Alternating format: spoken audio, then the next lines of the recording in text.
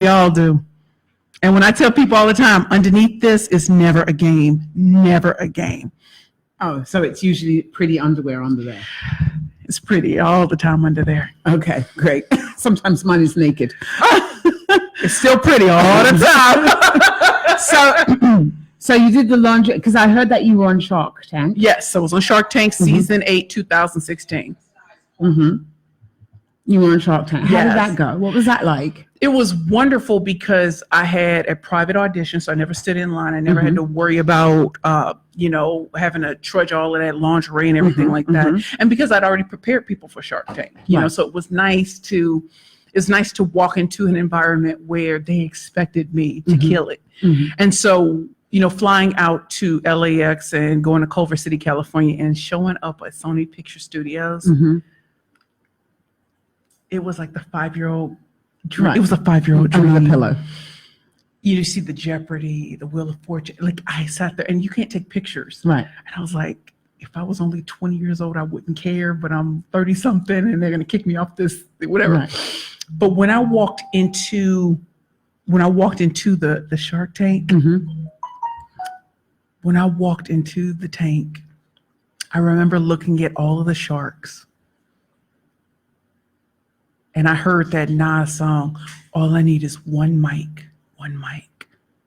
And as I looked at them, it's time. And I killed it. And they were literally just shocked. Right. And then, I did my Beyonce thing. Okay, ladies, now let's get in formation. And then the door opened and my plus size models came through and they were looking so scrumptious. Right. And Mark Cuban was like, you go, girl. Right. And then Robert Herjavec said, you're a master salesman. And I really wanted to be like, can we cut? Can we cut? Because I want people to hear that he told a black woman, a curvy black woman with a low-cut canary yellow peplum dress with a big old afro and extreme makeup, that she's a master at this. And when they found out, I was an attorney, former attorney, and all, they were just like, oh my goodness, right. And so going through the process, I never wanted the investment. I just wanted the exposure of proving that a curvy girl from New York City can delight the sharks and kill it. And so it was amazing. It was amazing. They told me, you ought to be more proud of yourself. You've come from the inner city of St. Louis, Missouri, and you're standing up here going toe to toe with the sharks. It's Missouri. I'm from Missouri. Missouri. See, no, I'm from Missouri. So like, Missouri. It's from Missouri. Missouri. Yes. Okay. Good. No, I love the way you say it. I'm listening. You're listening. Okay. So tell me, so after Shark Tank, what happened? Because you had some, breakdowns. Yeah. What happened? So I got into a very bad disagreement with my business partner.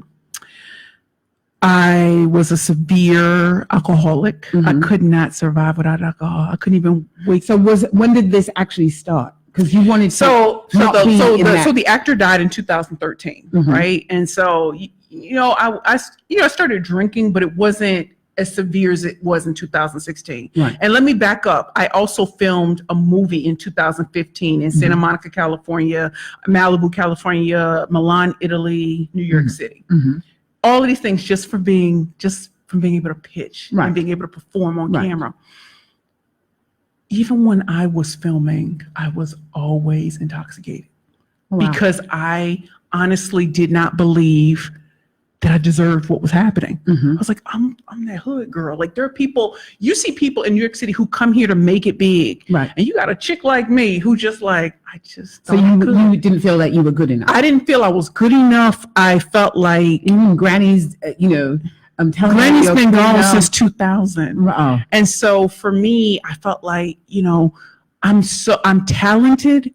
I'm not pretty. Oh. I'm not these sort of things. And I just thought, with his death, who am I without all of that? Right. And so I drank out of control. And so you drank to control. I drank to control, and I drank to actually sleep and to quiet the voices that were in my head. No, I don't hear voices, but you know what I mean. Yes.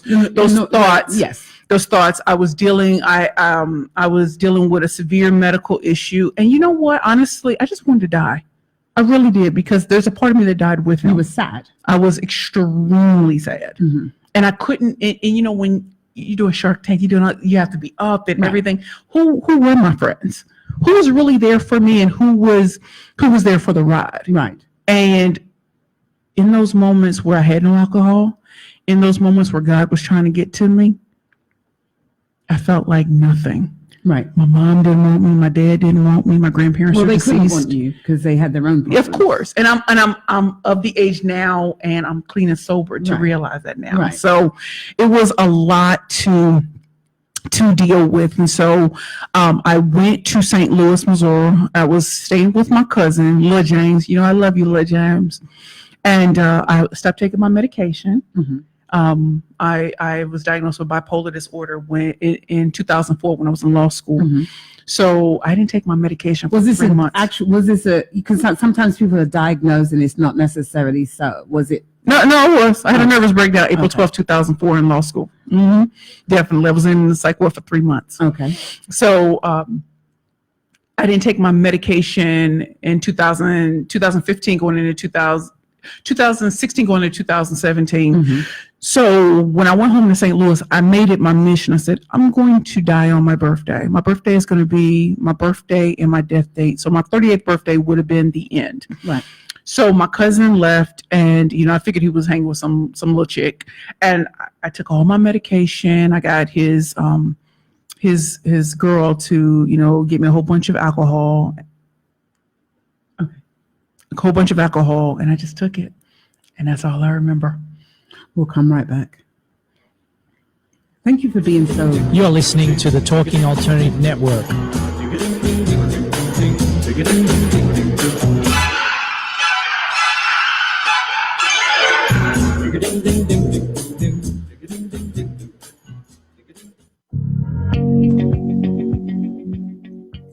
Do you love or are you intrigued about New York City and its neighborhoods?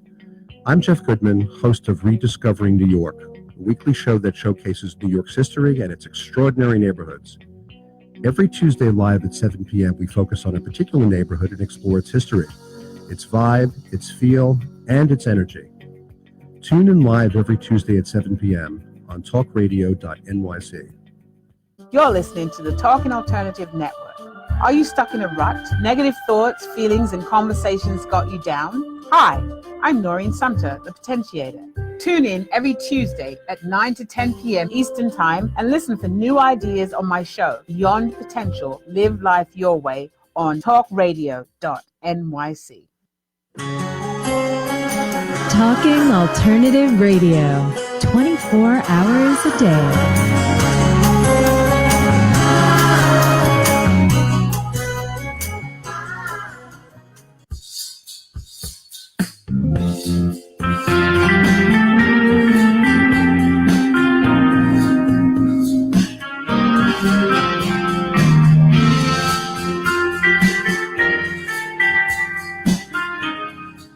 And we're back on Beyond Potential, Live Life Your Way, and we are with Precious, the killer pitch master. I love it. So you had alcoholism, you weren't taking your medication, you were diagnosed bipolar, you were sad. Yeah. So what was it? Who did you have to be? I mean, like, how far down did you go? I think that if rock bottom is the bottom, I was under rock bottom. Right. That's how bad it really was. It was so bad I wasn't taking showers. It was so bad that I didn't even realize I wasn't taking showers. Right. I didn't even realize that I wasn't even taking care of myself. Right. You're talking about hair.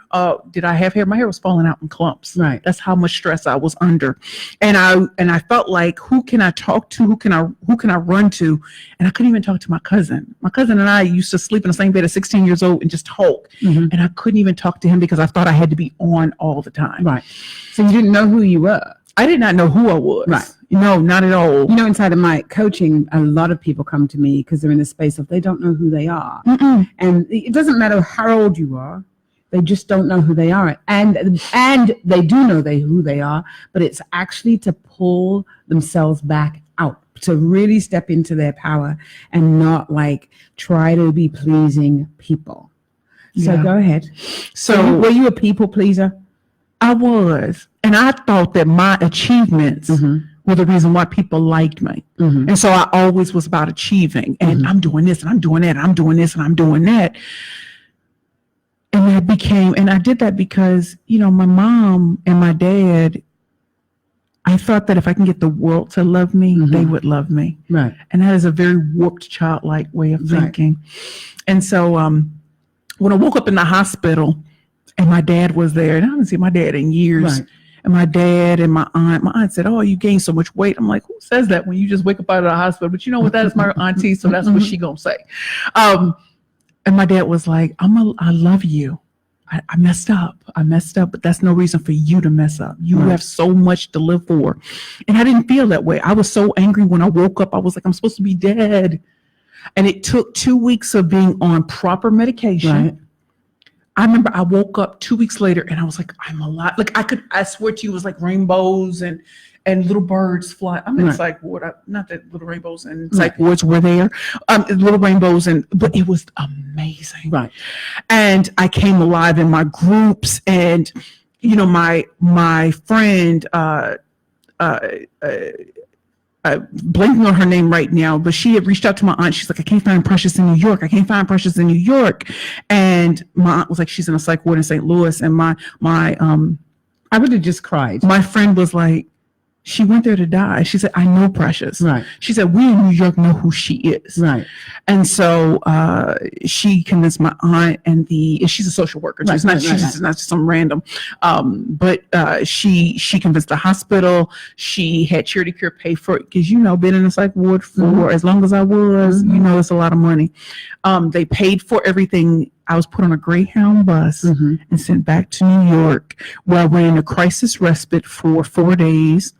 I spent Describe what a crisis. Crisis respite is a place where you can spend a week if you have a mental health break, and they kind of like nurse you back to health, but they give you the freedom to be an adult about it.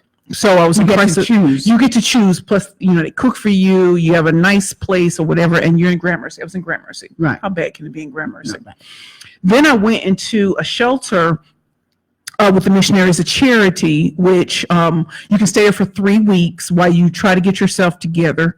I was there 9 days before I was admitted into the Bowery Mission Women's Center. And to be honest with you, the Bowery Mission Women's Center is not a shelter. It's a life transformation program. It's a Christian Christ-centered life transformation program. And let's be honest, I lost every dollar I ever had. Right. My home, my clothes, my jewels. I had nothing when I walked into the Bowery Mission. And you were like a newborn baby. I was like a newborn baby. And so when I walked in, I literally rode the train all night because I had no place to stay that night. I walked in so scared and so frightened, but I'm a big girl, so I didn't look scared and frightened. And I had this blue dress that I had been wearing for 2 weeks straight. My coat I've been wearing for 2 weeks straight. It's probably standing up on end on me too. And they were like, "Welcome home." And I wanted to break down, like I haven't had a home and I don't even know how long. And they hugged me and they said, "It's going to be okay." And I was like, "But I've lost everything." And they said, "It's going to be okay." And they said, "It's going to be okay." And they took care of me. I learned how to cook. I was in discipleship classes. There's so much that I learned there. And I also learned that God loves me. And I am his princess. And that it doesn't matter what achievements I've had, whatever, none of that matters. Who I am as a person matters. And so I had Miss Vivian, Joe Clary, Aura. Like I had so many people on staff who showed me who I was. And they were like, it doesn't matter that you're on Shark Tank. Shark Tank is not going to help you. It's not going to help you. No, not at all. Shark Tank wasn't there when you had to fight off men for an entire night on the subway. Right. Who you are matters. And if your mama don't love you, your daddy don't love you, your grandparents are deceased, we love you. Right. And so I was there for a year and a half. And do you know, I didn't tell, most people didn't even know it because I was so quiet. I wasn't on social media. I just kept it so quiet. Right. My friend Precious Frazier used to come and see me and she was like, "Babe, you're not going to be here too much longer." And I was like, I know. And so when I knew I was graduating, I left September 1st, 2018. Right. And September 1st, 2019 just passed. And you went because you went to visit. I went to visit. And they were like, oh my God, you've done so much. And I was like, if it wasn't for y'all breathing, if it wasn't for God and y'all breathing life into me, people think, oh, I just get speaking engagement. Oh, no, I was in stealth mode. I was in stealth mode, letting God tell me what to do and not telling people and just doing things. And to go back to the Bowery Mission. I didn't go into the Women's Center, but the Bowery Mission, and to see my picture on the wall. Right. And to remember that day I was hugging on one of my friends in the program. And I was like, this is permanently here. I'm not ashamed. I used to be ashamed. And I'm not ashamed. I want people to see that and know a year ago I was homeless. I live in a beautiful... A year ago? Yeah, because when you're in the Bowery Mission, you are considered homeless. Okay. Yeah, I was there a year and a half. Right. I was there from February 28, 2017 to September 1st, 2018. Right. And and I had clients. I was doing a whole lot of things just to show it doesn't matter. Right. That was just your address. That was just my address. And so now I live in a beautiful blue home in Brooklyn, and my pastor from Trinity Baptist Church, he saw something in me and he wanted me to come stay with him and his family in this big, beautiful blue home in Midwood, Brooklyn. And of course that makes you cry, because it's like, I never thought. You didn't think anybody loved you? I didn't think anybody loved me enough to take me out of a program, to give me my own space, my own place in your home. I don't even see them in the house. I'm on the third floor. I don't see them. I have my own space. It is my own apartment. That's it. And I live light. I live nicely. You see those pictures? Wrap around porch chronicles, rooftop chronicles, and I get to live the life I want to live now. I haven't had a drink since January 22nd, 2017. I never drugged, but and I have such a great support system from the Bowery Mission, from the volunteers that came to the program, I look up sometimes and I'm like, I'm teaching at Microsoft. Right. Do y'all know a year ago I had no place to live? That's okay. You did have an address. I had an address, but I never thought. And so I want everyone to know that it doesn't matter where you are. And again, reading Think and Grow Rich about the man who went up to Thomas Edison and said, I want to work with you. And I think I had that desire. Right. I'm the killer pitch master. And I've been that since 2013. Right.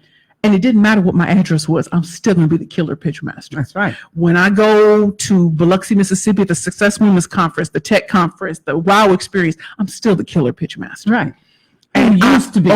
Your past is your past. My past is my past. But your past is only, you're using your past to inspire and motivate other people. Definitely. And I think that when we're more transparent and authentic about what's happened, it allows people to know that it wasn't this perfect story. Right. It wasn't a perfect story. But I think when we see people in magazines and on television, we don't know. We don't know their story. An overnight success is not overnight. It's like 10 years. It's like 10 years in the making. Yes. Yes. So I want people to know that, I had an address, and I had love, and I have support, and it's just wonderful to be in this space and in this place. And I am in New York City, and I never wanted to leave, and I came here to make it big. So I always ask my clients, like, what was missing? What was missing in your space? Because you said that your parents were, alcoholics and drug addicts, right? And what I do know with when I have clients that say, I don't want to be like my parents, what they're saying is I don't want to be like my parents, but they don't create another plan. Do you get that? Like you don't even have a plan for who are you going to be like. So my mother was cold and abusive. My father was aloof and distant. I think, when I look back, of course, what was missing was love, but attention, and also just, I didn't know what my purpose was. Okay. So knowing what my purpose is now, for knowing that my story isn't about me, it's about the women who come behind me and the children that come behind me.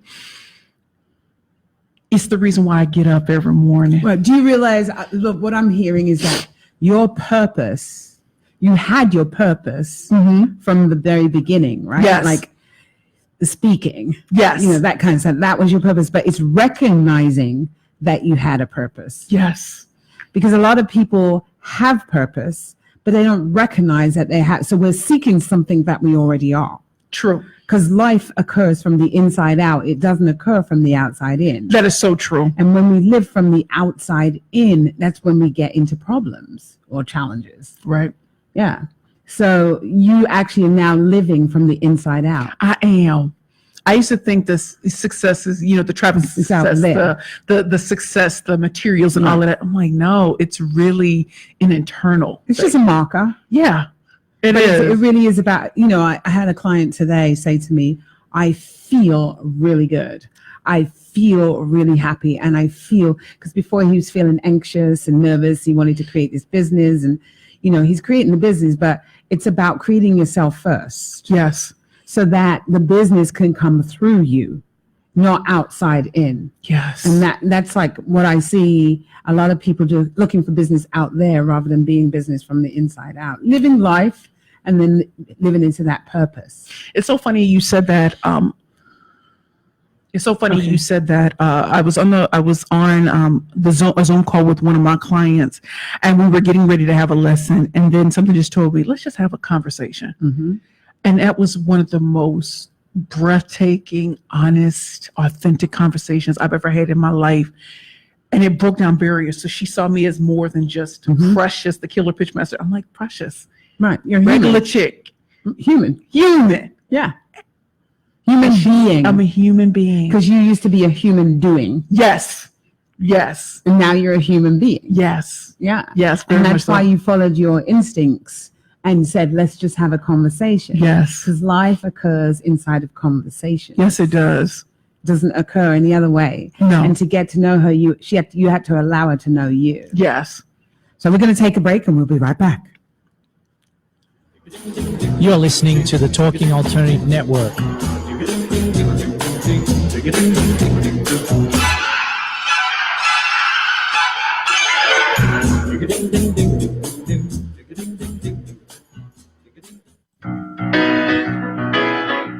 I'm the aptly named host of Tony Martignetti Nonprofit Radio. Big nonprofit ideas for the other 95%. Fundraising, board relations, social media. My guests and I cover everything that small and mid-sized shops struggle with. If you have big dreams and a small budget, you have a home at Tony Martignetti Nonprofit Radio. Fridays 1 to 2 Eastern at talkingalternative.com.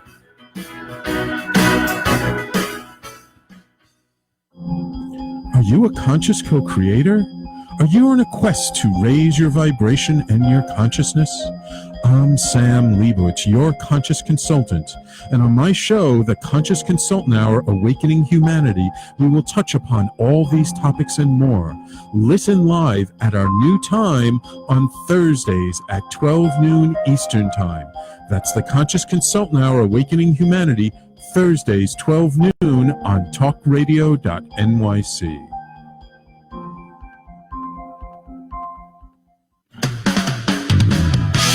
TalkingAlternative.com.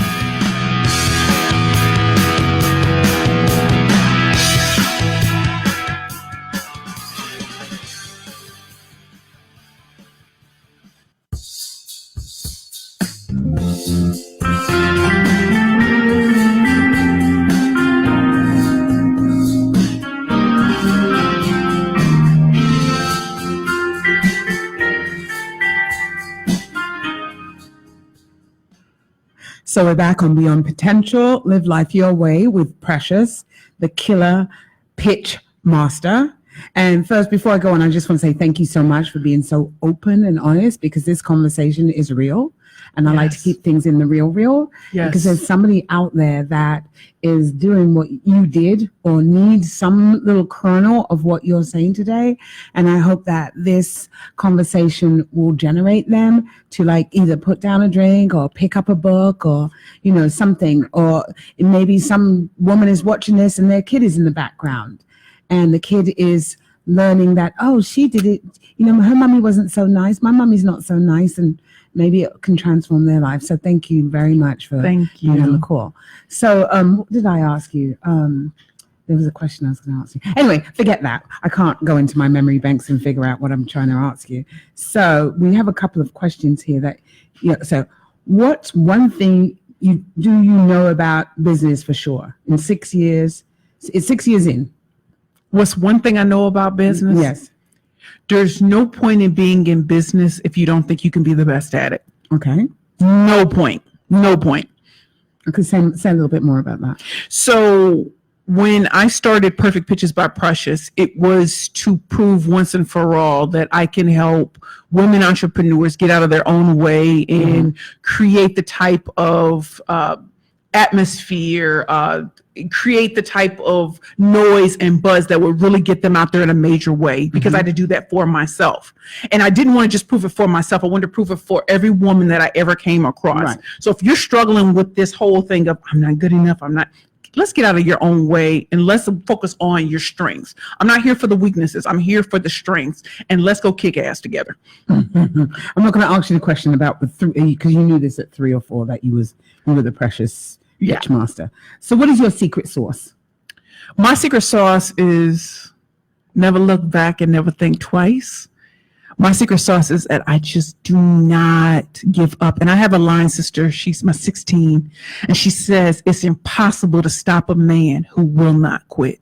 And I will not quit. Okay, cool, great.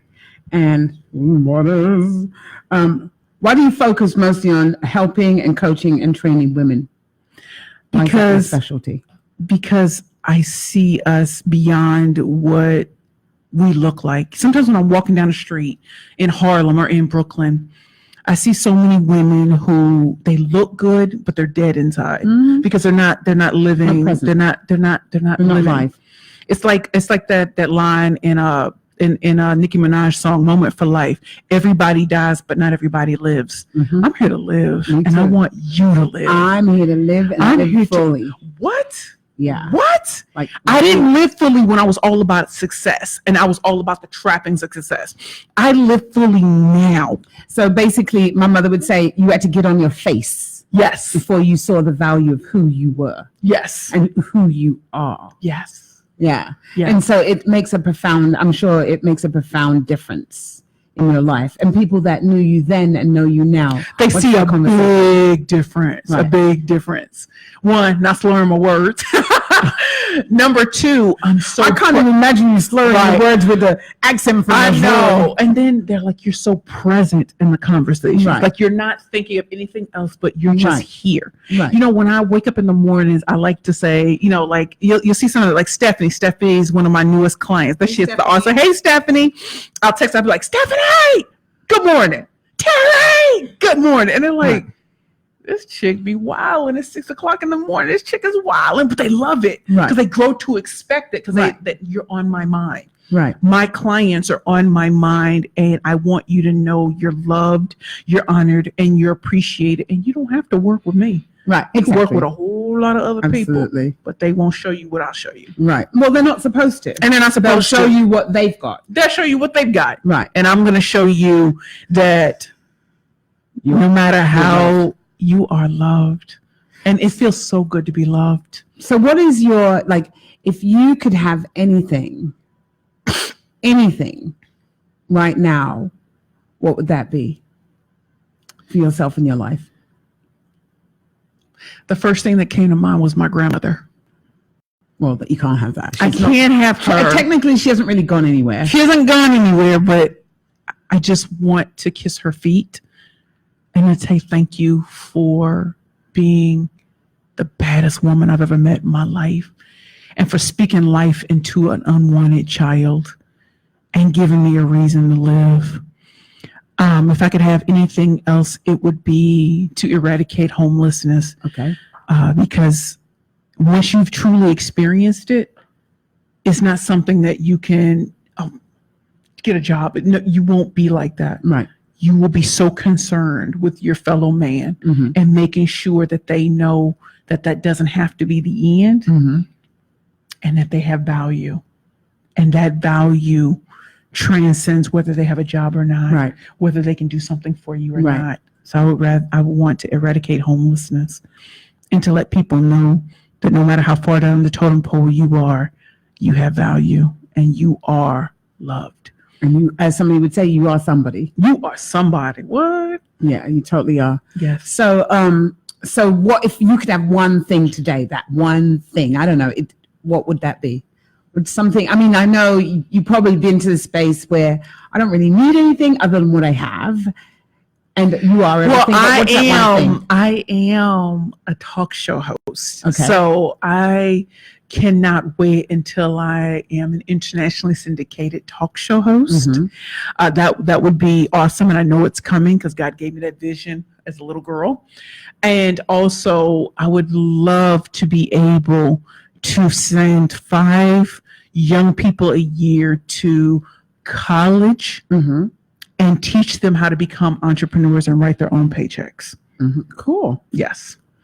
Good. Yes. So I think we're coming to the end, right, of the show. We got 4 more minutes. Way! Do you have any other questions that because I usually do this with clients. Okay. Is there a question that you would like me to ask you? So you tell me what it is and I'll ask you. Okay.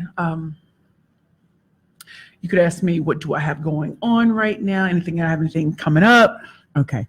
So Precious, what do you have going on right now that you'd like to pitch? Okay. So I have a book coming out October 28th. It's called Bad Bitches and Power Pitches for Women Entrepreneurs and Speakers Only.